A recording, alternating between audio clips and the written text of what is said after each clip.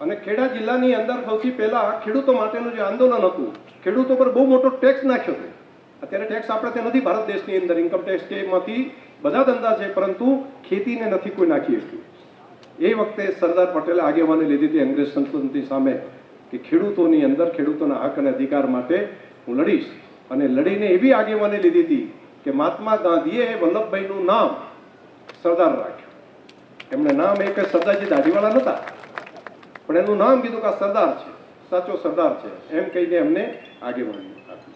ઘણા લોકો ચર્ચા કરતા હોય છે કે એવો સરદાર કેવા હતા કે જેણે આટલા રજવાડા ભારતની અંદર હોય અને રાજા મહારાજો સામે ચાલીને પ્રેમ થકી એ માણસના શબ્દ ઉપર એમ કહી દે કે હું મારું રજવાડું મારા દેશ માટે સમર્પિત કરું છું. આખા દુનિયાના ઇતિહાસમાં ક્યાંય આવું કર્યું નથી. ભાવનગરના મહારાજા કૃષ્ણ કુમારસિંહજીએ સૌથી પહેલા સરદાર પટેલને કીધું કે મારું આવડું મોટું રજવાડું છે, પરંતુ સરદાર તમે ને મહાત્મા ગાંધી જે પ્રમાણે કામ કરી રહ્યા છે અને મારી રૈયતને સુખી થતી હોય તો આજથી કરીને મારા રજવાડામાં હું સૌથી પહેલી સહી કરીને આપું છું. અને હસ્તાક્ષર કરી અને એ માણસ આગળ રજવાડા આપી દે. આપણે ખેતર હોય ને 2-4 વીઘા તો એ ના આપે, બાકી એના ધણી એ હતા, માલિક એ હતા.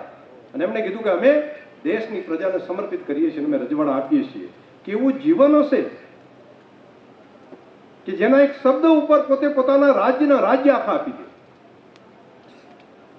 પરંતુ એ વખતે પ્રેક્ટિસ કરતો માણસ 40,000નો પગાર ત્યારે બેરિસ્ટર તરીકેનો હતો, પણ જ્યારે મૃત્યુ પામ્યા ત્યારે એની બેંક બેલેન્સ શું હતી ખબર છે?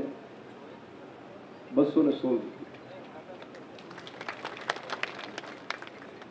એ મણિબાઈના ખાતામાં તે 216 રૂપિયાની એની આવક હતી.